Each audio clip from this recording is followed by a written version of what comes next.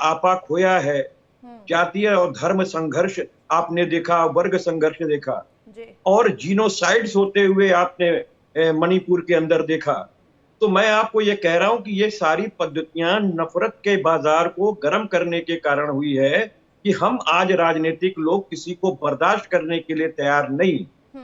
और जब हम इस तरीके की आदत अपने अंदर पैदा कर देंगे, और विशेष करके वो दल जो कि धर्म की राजनीति में इस तरीके का जहर बो दिया है कि आज नफरत की दुकान जो है पूरे देश के अंदर खुल गई है, तो निश्चित रूप से यही मिसालें कायम होंगी। लेकिन और वो अब शिक्षा के मंदिर में भी अब देखने को मिल रही है। इससे बुरी बात क्या हो सकती है? वो शिक्षक जो यहाँ पर पाठ पढ़ाता है, बच्चों का भविष्य बनाता है, ऐसे बच्चों का भविष्य बनेगा, बड़ा सवाल उठता है। मैं लौटूंगी आपके पास। इस वक्त और भी कई मेहमान मेरे साथ जुड़े हुए हैं। आलोक वत्स जी, वो भी राजनीतिक विशेषज्ञ है, वो भी मेरे साथ जुड़े हुए हैं। आलोक जी, इस पूरे मामले को आप किस तरीके से देखते हैं? सवाल यहाँ पे शिक्षक पर भी उठता है, वो कहती हैं कि मेरे वीडियो को गलत तरीके से दिखाया गया है।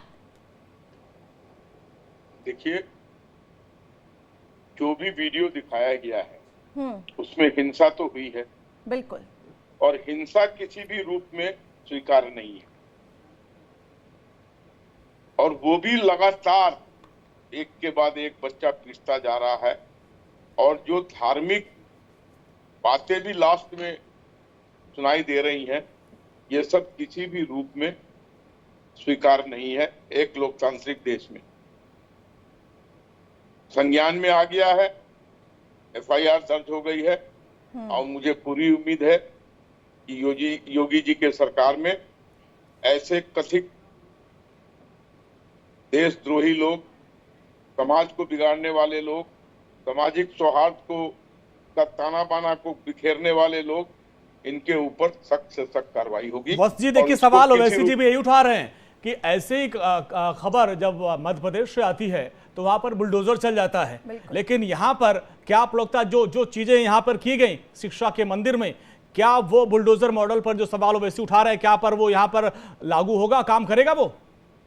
देखिए, इसमें बुलडोजर लाना कहाँ से तार्किक लग रहा है आपको? एफआईआर दर्ज हो गई है और संगीन धाराओं में दर्ज का ये कहना है कि अगर ये दूसरे स्टेट में मामला होता तो अब तक एक्शन ले लिया जाता, लेकिन जिस तरीके से इस पूरे मामले में ये कहा जा रहा है कि अभी ये पूरा मामला जांच का विषय बना हुआ है, वीडियो भी जांच का विषय बना हुआ है, इस पर आखिर कार्रवाई इतनी लेट लतीफी हो रही है, ये किस तरीके से बयान, हम इसको किस तरीके से देखें? देखिए, 24 को ये वीडियो शूट किया गया और ये संभवतः कल या आज इसको प्रदर्शित किया गया है, और अभी त्वरित कार्रवाई करते हुए इसके ऊपर एफआईआर दर्ज हो गया है। वो भी जो भी 2 धाराएं लगी हैं वो संगीन धाराएं हैं, बहुत अवेलेबल सेक्शन नहीं है, इसके ऊपर कार्रवाई तो हो रही है। और क्या कार्रवाई चाहिए? बुलडोजर। ठीक है, नाजिम खान के पास चलते हैं। नाजिम भाई, अब देखिए आलोक वत्स जी वो कह रहे भाई एफआईआर दर्ज कर लिया गया, लेकिन वो वीडियो, वो तस्वीर जिसने भी देखा, हर कोई हैरान है, परेशान है कि भाई ये कैसी शिक्षा है? देखिए सर, जिस तरीके से स्कूल के अंदर एक मुस्लिम नाम यानी एक समुदाय का नाम लेकर उस बच्चे को प्रताड़ित किया गया और बच्चे से उसके गाल पे थप्पड़ लगवाया, फिर ये कहा गया कि जोर से थप्पड़ मारो, दूसरे बच्चे को बुलाया गया और फिर थर्ड बात कहा कि आप इसकी कमर पे मारो। तो सर ये पूरे भारत को शर्मसार करने वाली बात है, क्योंकि शिक्षा के मंदिर के अंदर ही इस तरीके की बातें होंगी, और वो भी एक विशेष समुदाय को टारगेट करते हुए। इन बच्चों का क्या कसूर है सर? अगर ये नफरती माहौल अगर देश के अंदर इस तरीके से बढ़ता गया तो आज हमारा देश कहां से कहां जाएगा? हम अपने बच्चों पर उम्मीद रखते हैं कि ये आने वाले वक्त के भविष्य के ये डीएम बनेंगे, ये डॉक्टर बनेंगे, इंजीनियर बनेंगे। अब इन बच्चों को कहां हम पढ़ाएं? अगर अध्यापिका इस तरीके का माहौल एक स्कूल में करती है, जो इसका वीडियो तो वायरल हो गया, सबको पता चल गया, तो भारत के अंदर कितने ऐसे स्कूल होंगे जहां एक मुस्लिम समुदाय के बच्चे को इस तरीके से प्रताड़ित किया जाता है? ये सर जांच का विषय है, जांच होनी चाहिए। और जिस तरीके से हमारे नाजिम जी, हर स्कूल में ऐसा नहीं होता होगा ना कि एक वर्ग विशेष के बच्चे को लेकर टारगेट किया जाए। मैम देखिए, एक स्कूल के अंदर वीडियो अगर वायरल हो रही है तो देखिए अंदाजा लगाया जा सकता है। कपिल जी, अंदाजा लगाया जा सकता है। कपिल जी, इससे क्या इस बात का अंदाजा लगाया जा सकता है? ठीक है, मैं मानती हूँ ये एक टॉर्चर था, मैं मानती हूँ ये एक टॉर्चर है, ऐसा नहीं करना चाहिए, इस घटना की जितनी निंदा की जाए उतनी कम है, लेकिन अगर हम ये कह दें कि किसी एक वर्ग विशेष के बच्चे के साथ हर स्कूल में ऐसा होता होगा तो फिर कितना सही है? ऐसे तो कई लव जिहाद के मामले भी सामने आ रहे हैं। कपिल जी, करिश्मा जी, सबसे पहले तो ये सुधार कर लीजिए कि मैं राजनीतिक विश्लेषक नहीं हूँ, राष्ट्रीय प्रवक्ता हूँ समाजवादी पार्टी। बिल्कुल, समाजवादी पार्टी के राष्ट्रीय प्रवक्ता है जी, माफी से इसको चेंज करवाइए जी, आप अपनी बात रखें। अब मैं दूसरी चीज करिश्मा जी कहता हूँ, बात इस चीज की है कि एक स्कूल से दूसरे स्कूल में हुआ कि नहीं हुआ, बात इस चीज की है कि जिनको आदर्श स्थापित करना था, अगर वो यही आदर्श स्थापित करेंगे और इस पर माकूल कार्रवाई नहीं होगी तो निश्चित तौर पे और भी लोगों का मन बढ़ेगा। और इस देश के अंदर जो नफरत चल रही है वो आप देख रही हैं। मैं अपने मित्र जो राजनीतिक विश्लेषक हैं और भारतीय जनता पार्टी के नेता हैं, मैं उनसे एक बात पूछना चाहता हूं, आईपीसी के किस सेक्शन में आपने इनको आपने एफआईआर दर्ज? अगर आपने आईपीसी के किस सेक्शन में 323, 504, 506, 153 यही तो लगाए होंगे ना? ये तो एक हफ्ते में उनकी बेल आउट हो जाएंगी। तो क्या लगना चाहिए आपके हिसाब से, क्या लगना चाहिए आप बताएं? कम से कम जो मामला प्रकाश में आया है कि एक विशेष समुदाय को इन्होंने नफरत का शिकार अपने बनाया और उन छोटे बच्चों से ये ऑफेंस कराया जो कभी बच्चों को कहना तक नहीं चाहिए कि आपके अलावे तुम कहो। ठीक है, तो इस संस्कार की जो गुरु हैं इन पे एनएसए लगना चाहिए। लेकिन अगर नेशनल सिक्योरिटी एक्ट आप नहीं लगाते हैं और आप जो है संज्ञेय धारा में ये निचली अदालत में भले कपिल जी यहाँ पे उन शिक्षा का इस देश में नफरत का माहौल है, नफरत बढ़ती जा रही है, ये कैसा स्टेटमेंट है? कौन फैला रहा है नफरत? मैं तो आपको कह रहा हूँ कौन फैला रहा है तो भारतीय जनता पार्टी की सरकार स्पॉन्सर कर रही है। आ गया ना राजनीति, मणिपुर के अंदर तो सियासत शुरू हो गई ना कपिल जी, सियासत शुरू हो गई ना। नफरत कौन फैला रहा है? कौन फैला रहा है नफरत? इसकी डबल इंजन की सरकारें चल रही हैं। आलोक जी, बीजेपी स्पॉन्सर ये नफरत है। आलोक जी, कपिल जी का कहना है कि बीजेपी स्पॉन्सर ये नफरत है। शुरू हो गई राजनीति, शुरू हो गई सियासत। देखिए कपिल जी के बात में कोई दम नहीं है। इनका ये कहना कि ये स्टेट स्पॉन्सर्ड है, ये कहां से ये साबित होता है? और इनके कहने पे धाराएं लगेंगी क्या? अब ये कहेंगे कि ये धारा में इसको लगाई जाए तो न्यायालय किस काम के लिए है, पुलिस किस काम के लिए है? अगर लोगों के कहने पे धाराएं लगने चालू हो जाए, टीचर होता अगर वो न्यायालय में मामला जाएगा, अगर उसके ऊपर और संगीन अपराध शुरू होगा,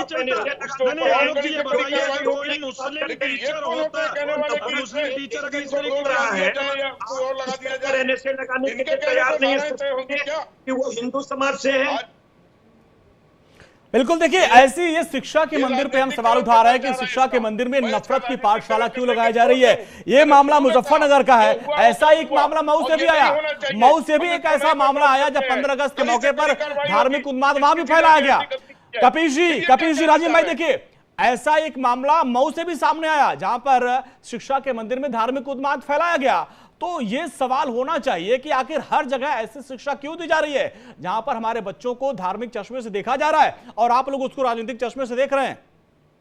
मित्र, मैं सबसे पहली बात आपको ये कहता हूं, किसी राजनीतिक कपिल जी, इसके बाद आलोक जी आपके पास आऊंगा। कपिल जी, जब हमारी सरकारें नफरत पे कार्रवाई नहीं करेंगी, क्यों मैं कह रहा हूं, अगर योगी आदित्यनाथ जी की सरकार पेडियाट्रिक डॉक्टर को एनएसए लगा करके इसलिए भेजती है कि उन्होंने देश को तोड़ने की बात कही, जबकि हाई कोर्ट ने चपेट लगा दी कि उन्होंने तो देश जोड़ने की बात कही, और योगी सरकार को चपेट लगा करके उनको तो उन्होंने छोड़ दिया। लेकिन 9 महीने जिस कोंक में आपने जेल के रखा एक पेडियाट्रिक डॉक्टर को सिर्फ इसलिए कि वो मुस्लिम थे।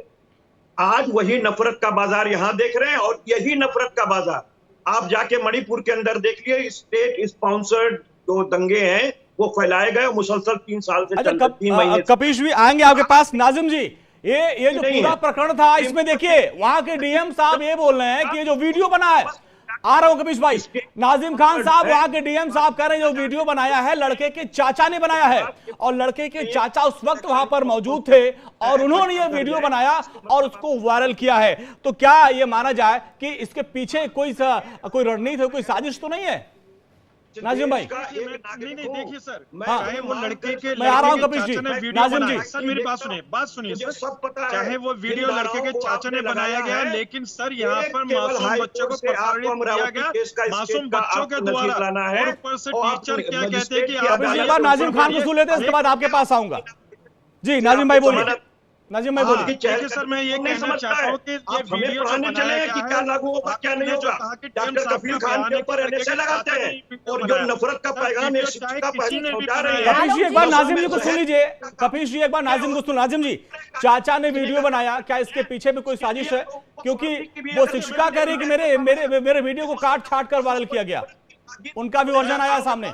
नहीं आप बात सुनिए सर, मैं ये कहता हूँ कि लड़के के चाचा ने वीडियो बनाया, बिल्कुल गलत बनाया, मगर वहाँ पर इस तरीके का माहौल दिखाया गया कि बच्चे को बच्चों से पिटवाया गया। अगर ये मान के चले तो वो मासूम बच्चा था, नहीं सुनिए, वो मासूम बच्चा था, वो इस पिटाई को ना झेल कर अगर कोई ऐसा कदम उठा लेता कि पता चलती वो मर जाता बच्चा, तो कौन जिम्मेदार होता? बिल्कुल, और इससे हम समझ सकते हैं कि बच्चे की मानसिक हालात, मानसिक स्थिति पर आगे क्या असर पड़ेगा, इससे बिल्कुल हम इत्तेफाक रखते हैं। लेकिन अगर ये कहना कि ये स्टेट स्पॉन्सर है, ये आखिर आलोक जी किस हद तक सही है? हम कैसा मैसेज समाज में पैदा कर रखे हैं? एक तरफ यहाँ पे कपूर जी का कहना कि एक नफरत फैलती जा रही है देश में, स्टेट स्पॉन्सर्ड है ये, ठीक है, बच्चे की मानसिक हालत पर असर पड़ेगा इसका। आलोक जी दोनों पर कार्रवाई आपके पास। आलोक जी मैम देखिए, मैं ये कह रहा हूँ कि लड़के के चाचा ने वीडियो बनाया, वो उस पर भी कार्रवाई होनी चाहिए, और जो अध्यापिका है, टीचर, उन पर भी कार्रवाई होनी चाहिए, क्योंकि मासूम बच्चे के भविष्य से खिलवाड़ दोनों ने ही करा है, लड़के के चाचा ने भी और टीचर ने भी। दोनों को सजा मिलनी चाहिए, दोनों पे एफआईआर होनी चाहिए। एफआईआर हो चुकी है, देखिए शिक्षिका पर एफआईआर हो चुकी है, और डीएम ने कहा कि दूसरा जिससे वो बात कर रही थी, जो वीडियो में जिससे वो बात कर रही थी कि जो हमारे मुस्लिम समाज के लोग हैं वो मामा और फूफा के यहाँ ज्यादा चले जाते हैं, और उनको स्कूल में अपने बच्चों को भेजना चाहिए। जी आलोक जी बोलिए। देखिए, ये मामला जिस तरीके से सामने आया है, हाँ, और इसमें चाचा का इन्वॉल्वमेंट है, और उसके पिताजी उसको लेके आए थे और टीचर से बोले कि इसको पीटो, ये बहुत बदमाश है। ये जानकारी आपको कहां से मिल गई? नई जानकारी आप दे रहे हैं? जो मुझे पता लगा है उस आधार पर मैं बोल रहा हूँ। अच्छा। ये मामला तहकीकात का है, तहकीकात होने दीजिए, एफआईआर हो गया है, गलत हुआ है, और इसके पीछे क्या कारण है ये जांच में ही बात बाहर निकल के आएगी। लेकिन इतना निश्चिंत रखिए कि दोषी को बख्शा नहीं जाएगा, और किसी भी कीमत पर हम ऐसी चीजों को स्वीकार करने के लिए चीजों को हमें भी बढ़ावा नहीं देना चाहिए आलोक जी। लेकिन जब ये कहा जाए, जब पार्टियों की तरफ से ये कहा जाता है कि ये तो स्टेट स्पॉन्सर्ड है, नफरत फैलाई जा रही है, ये फिर कितना सही है? इस पे क्या असर होगा? ये बिल्कुल अराजक बयान है। कभी भी कोई स्टेट इस तरीके के चीजों को नहीं स्पॉन्सर कर सकता है। कपिश जी जवाब दीजिए, ये बात आपने ही उठाई थी, मैं चाहूंगी आप अब जवाब दीजिए इस पे। जी जवाब दीजिए। जब ये कहा जाए कि ये तो स्टेट स्पॉन्सर है, नफरत फैलाई जा रही है, मैं इसलिए कह रहा हूं, ये बिल्कुल गलत बयान है। जी बात रखिए। जिन लोगों को कंधों पर कानून का भार अधिरोपित करने का है, अगर वही कानून, आवाज आ रही है आपको? जी बात रखे अपनी।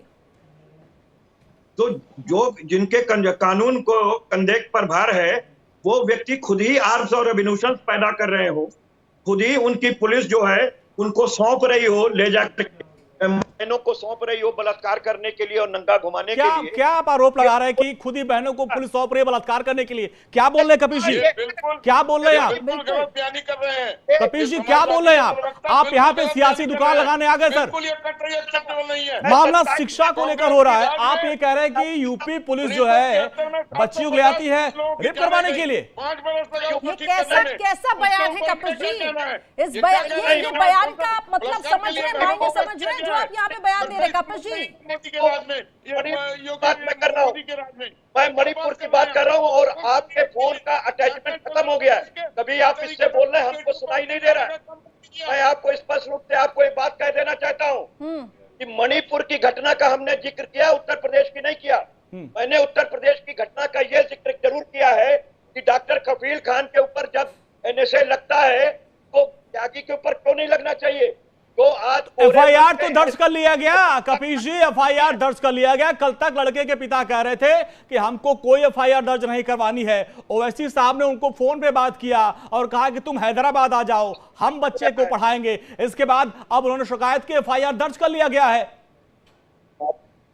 हम तो आपको स्पष्ट रूप से कह रहे हैं हाँ। कि उनको डराया गया है, अच्छा, उनको धमकाया गया है, अच्छा। जिसके कारण वो ऐसा कह रहे हैं।